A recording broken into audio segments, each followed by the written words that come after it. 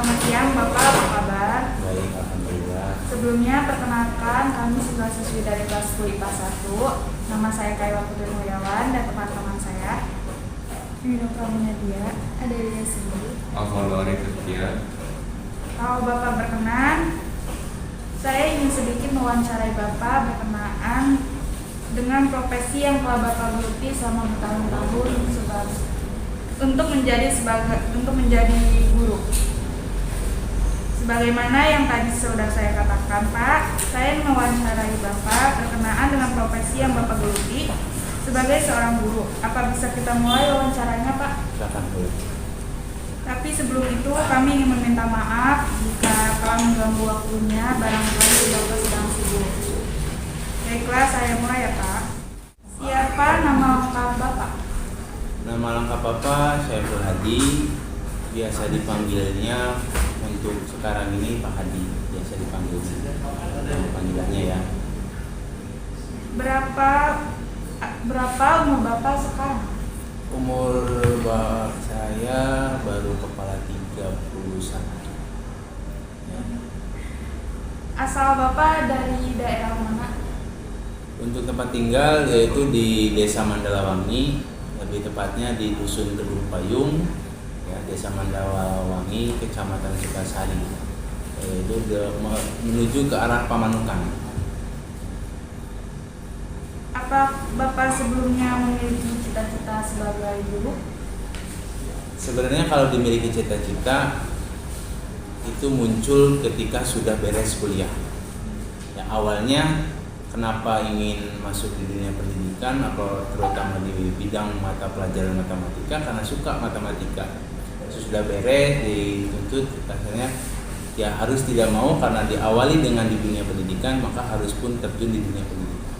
Sehingga di awal tahun 2015 saya mulai meniti karir di dunia pendidikan di jenjang SMP. 2020 hijrah menuju ke jenjang SMA. Sejak kapan Bapak menjalani profesinya sebagai guru? Dari tahun 2015 sampai dengan sekarang. Apa sebelumnya Bapak pernah menjalani profesi selain guru?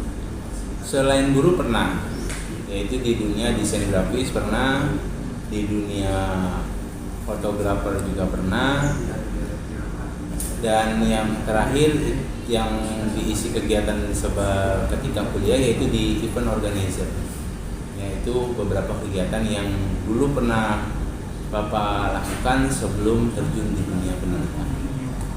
Menurut Bapak, bagaimana cara mengatur waktu yang baik antara belajar dan aktivitas lainnya? Kalau menurut Bapak sendiri, membagi waktu adalah hal yang paling penting dalam dunia pendidikan. Artinya, kita tidak bisa semua kegiatan itu dibareng-barengkan. Harus dipisah, mana yang didahulukan, mana yang dinantikan atau diterakhirkan. Artinya, kita juga harus menghitung skala prioritas, mana yang lebih penting. Jadi kalau menurut Bapak, dalam pembagian waktu ya untuk belajar itu skala prioritas yang kita butuhkan untuk proses pembelajaran tersebut. Apa alasan yang mendasari Bapak hingga saat ini menjadi guru? Kalau alasan yang mendasar karena ingin mengabdikan diri kepada negara. Satu, keduanya mengembangkan kompetensi. Karena tidak, guru itu harus terus berkembang. Artinya perkembangan teknologi, ilmu pengetahuan ataupun yang lainnya, model belajar ataupun ya, strategi belajar, alat peraga, semua itu harus berkembang. Karena kita nggak bisa jalan di tempat terus mengingat masa yang lalu. Tapi ingat, sekarang zaman udah era digital, semua sudah berbasis dengan elektronik. Ya, makanya kompetensi guru pun harus perlu ditingkatkan. Bagaimana perasaan Bapak saat pertama kali menjalani profesi sebagai guru? Awal-awal ketika menjalani profesi sebagai guru, takut ada, nervous ada, malu juga ada. Ya. Yang paling besar adalah rasa belum percaya diri, munculnya belum percaya diri. Tetapi tanpa kita sadari, seorang siswa pun ketika meskipun kita sudah baru masuk menjadi guru, itu pasti akan menghormati bagaimana kita membawa perilaku diri kita kepada siswa. Artinya perilaku kita terhadap siswa, apakah mau langsung baik ataupun mau bersikap galak, gitu ya, tergantung diri sendiri gitu ya. Artinya dalam perasaannya ya awal kurang percaya diri ada, pasti ada ya, karena baru pertama kali kan. Tapi lambat tahun pasti akan terbiasa. Karena proses yang membesarkan diri, yang bukannya hasil, tapi proses yang membesarkan diri. Dalam proses mengajar, mata pelajaran apa saja yang diajarkan oleh Bapak kepada murid-murid? Kebetulan selama mengajar dari tahun 2011 sampai 2020 itu mapelnya mata pelajaran matematika. Ketika di jenjang SMP ya, di jenjang SMP matematika dan ditambahin dengan mapel komputer TIK berbasis TIK. Dan ketika pindah pun masih sama di bidang matematika. Karena apa? Karena mata pelajaran yang diambil Bapak adalah mata pelajaran matematika pendidikan matematika. Selama Bapak mengajar ini, bagaimana kemampuan rata-rata murid didik Bapak dalam memahami materi yang disampaikan? Variabel ya, artinya variabel mungkin tidak sama semuanya. Ada yang anak berlatar belakang memiliki kemampuan kompetensi yang tinggi, ada juga yang tidak. Karena balik lagi kembali kepada ke anak-anaknya. Artinya kembali lagi ke anak itu bagaimana Pak? Bagaimana anak ketika dulu di SMP? Satu itu, ketika mata pelajaran di SMP. Keduanya, keinginan belajar anak itu tinggi atau rendah? Kalau keinginan tinggi, otomatis anak pun kemampuan. Ketika keinginannya rendah, ya maka kemampuan kompetensinya rendah. Ya sangat heterogen. Ya bervariasi sekali. Ada yang cukup dengan diri tugas, yang penting tugas masalah paham nanti gitunya. Ada bahkan tidak mengirimkan tugas sama sekali. Artinya tidak memiliki pemahaman sekali. Berarti bervariasi kemampuan anak yang selama Bapak ajar itu sangat bervariasi. Apakah ada perubahan dan kemajuan yang signifikasi terhadap murid didik selama Bapak mengajar di sekolah? Terjadinya perubahan tergantung siswa. Artinya guru hanya bisa sekedar membimbing proses pembelajaran. Perubahan dalam kompetensi pun kembali lagi kepada diri siswa. Ketika siswa mengikuti kegiatan tersebut dengan proses pembelajaran ya, proses pembelajaran dengan serius, maka hasilnya pun akan serius. Maka akan ada pemahaman yang terserap oleh siswa tersebut. Ketika banyak main, banyak bercanda, otomatis kemampuan pun tidak banyak yang diserap. Jadi kalau menurut Bapak sendiri, dari kemampuan anaknya, bagaimana apakah bisa memahami, kembali lagi kepada diri siswa. Guru hanya sebagai pembimbing untuk proses pembelajaran. Karena apalagi ketika jenjang SMA, kalau di jenjang SMA agak sedikit susahnya kenapa? Karena ketika Bapak terlalu kasar, yang ada malah melawan, bukan ada yang lain. Begitupun ketika Bapaknya nggak terlalu kasar, yang ada melunjak nanti. Makanya harus bisa mengenal. Untuk siswa tersebut paham, Bapak pun harus memahami karakter siswa. Ya, contoh karakter Kayla seperti apa, karakter Dwi seperti apa, Adel seperti apa, Alvanda pun seperti apa. Baru pendekatannya berbeda kepada setiap siswa dalam satu kelas. Adakah upaya yang harus dipersiapkan oleh Bapak dalam proses mengajar? Jika ada, upaya apa saja yang harus dilakukan?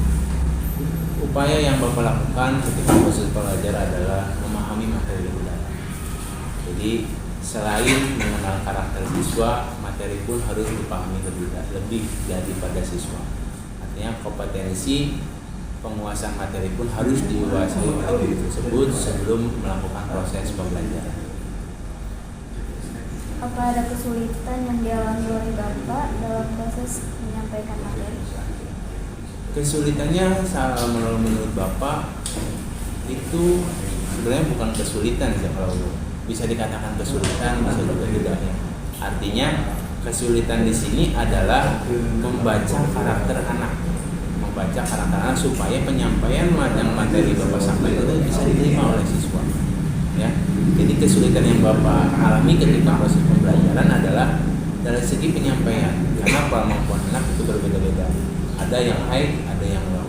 Ketika yang high dikasih penjelasan yang sulit pun pasti akan mengerti. Tapi bagaimana dengan yang low gitu, artinya dengan kemampuan yang rendah, ketinggian susah, kerendahan juga apalagi gitu kan. Jadi harus bisa mengikuti dengan karakter anak dalam satu kelas. Itu kalau menurut Bapak. Kesulitannya itu menyampaikan proses pembelajaran dengan yang begitu bervariasi, terutama dalam pemahaman anak terhadap materi. Bagaimana cara Bapak mengatasi kesulitan tersebut? Bagaimana untuk mengatasinya, yaitu durasi pembelajaran akan sedikit lama. Jadi ketika pertemuan ini harus selesai dalam satu pertemuan, bisa menjadi 2 kali pertemuan. Bahkan ketika yang sulit pun, maka pertemuannya akan lebih panjang. Jadi mensiasatinya adalah penjelasannya terus diulang sampai anak tersebut mengerti dan paham. Apa Bapak memiliki rencana mengajar di sekolah lain? Kalau untuk sekarang, ya, belum ada. Apa pengalaman suka dan duka Bapak yang berkesan selama menjadi guru hingga saat ini? Suka dan kesannya, ya. Ada dukanya nggak nih? Ada, sama duka nih. Kalau menurut Bapak dukanya itu nggak ada, ya, karena semuanya itu ceria. Jadi seorang guru itu nggak ada istilah duka, ataupun apa. Karena ketika dia ketemu dengan murid pun itu udah bahagia, ya. Ketika pagi, selamat pagi. Ketika siang, selamat siang, gitu kan. Artinya selalu membawa kebahagiaan. Kesannya ya banyak cerita, apalagi ketika dikasih tanggung jawab sebagai wali kelas. Bisa mengenal karakteristik berbagai macam siswa, terutama dalam satu kelas tersebut. Kesannya sangat bervariasi ketika menjadi seorang guru. Jadi ketika untuk kalian ke depannya yang menjadi guru, sok sampai cita-cita kalian itu tersebut untuk jadi guru. Bahkan ada yang mengatakan jadi guru mah awet muda, jadinya. Apalagi kalian kenal guru SD, dari ketika kalian keluar SD sampai sekarang pasti wajahnya seperti itu aja. Ya, benar nggak? Jadi seperti itu. Jadi kalau disebut duka kan pasti cepat tua. Ini mah awet muda berarti banyak senangnya, banyak cerianya, banyak kesannya. Ya, seperti itu. Apakah ada saran dari Bapak untuk menerusi generasi selanjutnya dalam menggeluti profesi guru di zaman milenial ini? Jika ada, tolong sampaikan saran tersebut. Kalau menurut Bapak untuk generasi sekarang, ya, tidak diharuskan, artinya kembali lagi ke diri kalian. Tidak diharuskan menjadi guru, tapi kalau ketika ingin jadi guru, sok gapai cita-cita tersebut. Ya, karena semuanya kembali lagi. Kalau ketika Bapak sarankan untuk menjadi guru, takut memaksa. Jadi kembali lagi ketika kalian ingin dekat dengan, ingin mengabdikan diri, gitu, membagi ilmu, ya, membagi pengetahuan, tanpa kalian sadari sekarang pun kalian sudah menjadi guru.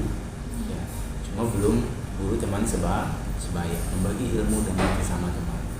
Jadi kalau menurut Bapak, gapailah cita-cita kalian, apa yang kalian cita-citakan. Kalau jadi guru, terus lanjutkan.